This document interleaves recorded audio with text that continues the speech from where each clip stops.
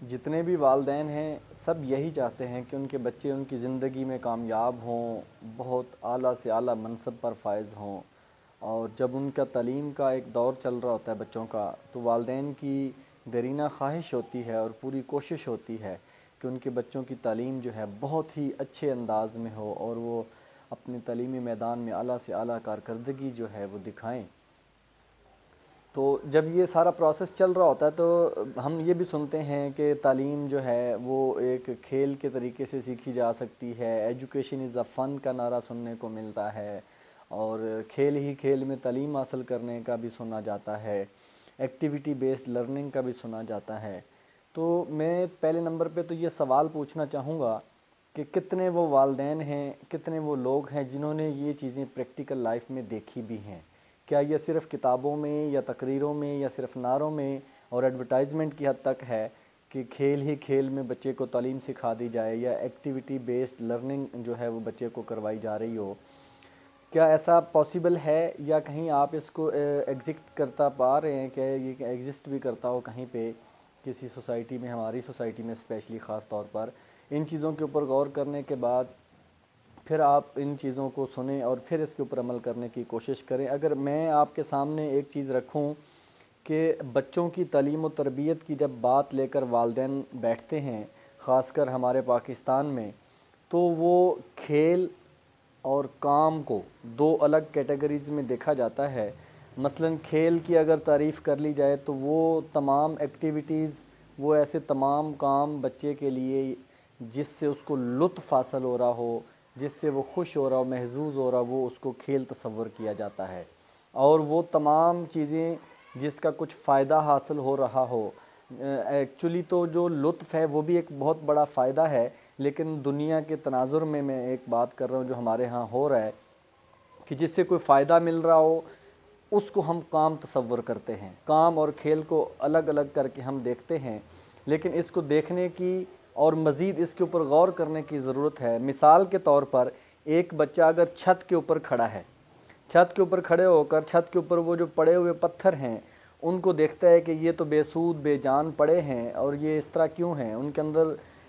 کیوں جان نہیں ہے، کیوں حرکت نہیں ہے، اور وہ ایک پتھر کو پکڑتا ہے اور پتھر کو پکڑ کے ایسے نیچے پھینکتا ہے، اور وہ اس کا مشاہدہ کرتا ہے، دیکھتا ہے کہ وہ پتھر بڑی تیزی سے نیچے جاتا ہے، اور بچہ وہ چیز دیکھ کے شاید محظوظ ہوتا ہے اور وہ بار بار پتھر کو ایسے پھینکنا شروع کر دیتا ہے اور وہ بار بار اس کا مشاہدہ کرتا ہے، اور وہ تو ایک کھیل سمجھ لیں، ایک کھیل سمجھ کے اس کے اوپر لگا ہوا ہے، اور ہم اس کو ایک فضول کام سمجھ کے بچے کو روک دیں گے، ٹوک دیں گے۔ کیونکہ نمبر ون تو یہ بالکل کلیئر ہے کہ شاید جو بندہ اسے ٹوک رہا ہے یا اس کو دیکھ کر روک رہا ہے تو وہ یہ تصور بھی نہیں کر رہا کہ اس میں جو پتھر کے اندر جو ایک پوٹینشیل انرجی تھی وہ کائنیٹک انرجی میں کنورٹ ہوئی ہے، پھر قوت جو ثقل ہے، زمین کی کشش جو ہے، گریویٹیشنل فورس ہے، اس کا جو سبق ہے، لیسن ہے اس پتھر کو اوپر سے نیچے پھینکنے، اور پتھر کیوں نیچے آ رہا ہے، گریویٹیشنل فورس کی وجہ سے آ رہا ہے۔ تو وہ ایک پوری پیچھے جو ایک سائنس ہے، پورا سبق ہے، اس وقت ایک تو وہ ان پیرنٹس کے ذہن میں بھی نہیں ہوتا۔ اگر ذہن میں ہو بھی تو پھر وہ دوسرے نمبر پہ لوگ وہ ہیں جو جن کے ذہن میں اگر ہو بھی تو وہ کہتے ہیں کہ یہ تو میٹرک لیول پہ، مڈل لیول پہ، ہائر لیول پہ جا کے بچے کے سیکھنے کا کام ہے، تو یہ ابھی اس کو گریویٹیشنل فورس اور ان چیزوں کے بارے میں بتانے کی ضرورت نہیں ہے۔ ایسا نہیں ہے، جو بھی کام آپ کا بچہ کرتا ہے، اگر پتھر اوپر کھڑا ہو کے پتھر کو نیچے پھینکتا ہے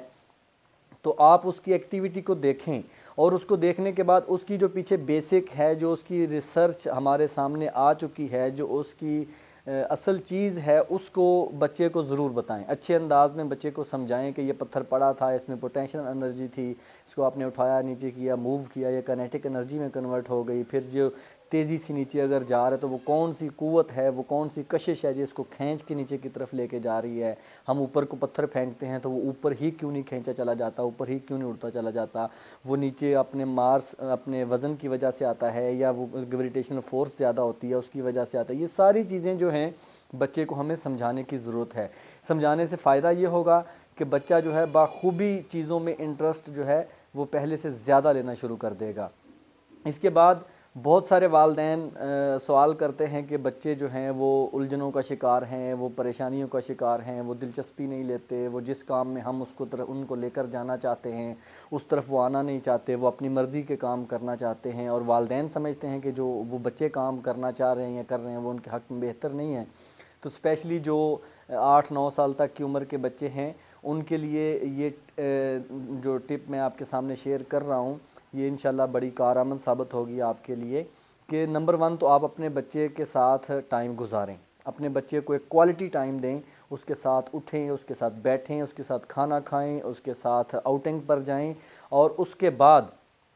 پھر جب آپ اپنے بچے کو ٹائم دے چکے ہوں گے، آپ اس کے ساتھ زیادہ ٹائم گزار رہے ہوں گے، تو آپ کو بڑی خوبی سے ایک چیز کا اندازہ ہوگا جس کی طرف میں ابھی جا رہا ہوں، کہ آپ ایک لسٹ بنائیں، اس لسٹ میں 2 پورشن بنا لیں۔ ایک پورشن میں وہ چیزیں لکھیں جن چیزوں سے بچہ آپ کا خوش ہوتا ہے اور بہت ہی ایکسائٹمنٹ کے ساتھ ان کو کرنا چاہتا ہے، ان کی ایک لمبی چوڑی جتنی بھی لسٹ بنتی ہے وہ بنائیں، اور دوسری لسٹ وہ بنائیں کہ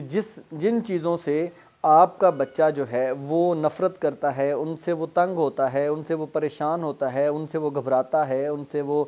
دور بھاگتا ہے، یہ ایک لسٹ کے اندر یہ 2 پورشن بنا کے آپ چیزیں تیار کر لیں۔ اس کے بعد پھر آپ کے اوپر ہے کہ آپ دیکھیں کہ جو چیزیں بچہ خوش ہو کے کرنا چاہ رہا ہے ان کے پیچھے کیا کیا ریزنز ہیں، کیا کیا چیزیں ہیں، کیا یہ واقعی جو کام بچہ کرنا چاہ رہا ہے یہ اس کے حق میں بہتر ہیں، اس کی تربیت کے لحاظ سے، اس کی ایجوکیشن کے لحاظ سے، ان چیزوں میں سے جو اچھے کام ہیں جو اس کو کرنے چاہیے واقعہ ہی وہ آپ اٹھا لیں، ان کو علیحدہ نوٹ ڈاؤن کر لیں، اور جو دوسری طرف جن کاموں سے بچہ بھاگ رہا ہے ان میں بہت سارے کام ایسے بھی ہوں گے جو واقعی بچے کو نہیں کرنے چاہیے، ہم زبردستی کروا رہے ہوتے ہیں، ہمیں ان چیزوں کا پتہ نہیں ہوتا۔ آپ وہ کام شیئر کر کے ہمارے نفسیات کے ساتھ، ہمارے ایجوکیشن کے ساتھ، اس کے اساتذہ کے ساتھ، اور اس کے اوپر خود بھی ریسرچ کر کے ان کاموں کو بھی بیچ میں سے پہلے نمبر پہ تو نکال دیں جو واقعی بچے کو نہیں کرنے چاہیے اور بچہ ان سے بھاگتا بھی ہے، شاید ہم کہیں نہ کہیں زبردستی کروانے کی کوشش کرتے ہیں، لیکن جو کام کرنے چاہیے بچے کو ان سے وہ بھاگتا ہے، ان کی بھی لسٹ آپ نکال لیں، علیحدہ سے بنا لیں۔ اس کے بعد اگلے مرحلے پہ جا کے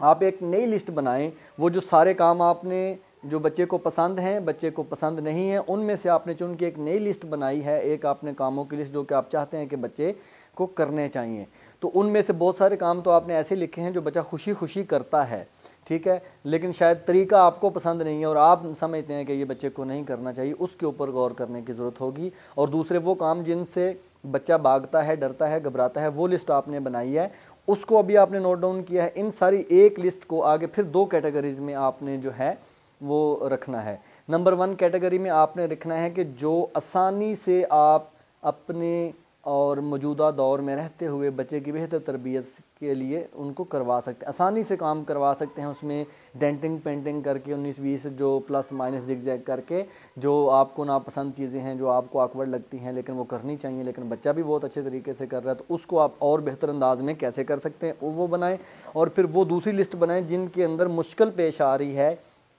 بچے کو عادت چھوڑنے میں اور بچے کی عادت کو چینج کرنے میں، یہ لسٹ بنائیں۔ اس کے بعد جب ایک ایک چیز آپ کے سامنے آ جائے گی پھر آپ ایک ایک چیز کو لے کر اس کے اوپر ورکنگ کریں، تو پھر انشاءاللہ جو ہے بہت آسانی سے اور بہت تیزی سے ایک ایسا رزلٹ آئے گا، ایک ایسا بچہ آپ کے سامنے ابھر کر آئے گا جو آپ چاہتے ہیں، میرے خیال میں اس سے بڑھ کر ایک وہ بچے کی شخصیت آپ کے سامنے آ جائے گی۔ اس طرح کی مزید چیزیں آپ کے ساتھ انشاءاللہ شیئر کریں گے، آپ اپنے ریمارکس ہمارے تک پہنچاتے رہیے، جیسے پہلے اچھے طریقے سے پہنچا رہے ہیں، انشاءاللہ اس سے اچھی چیزیں بھی آپ کے ساتھ شیئر کریں گے۔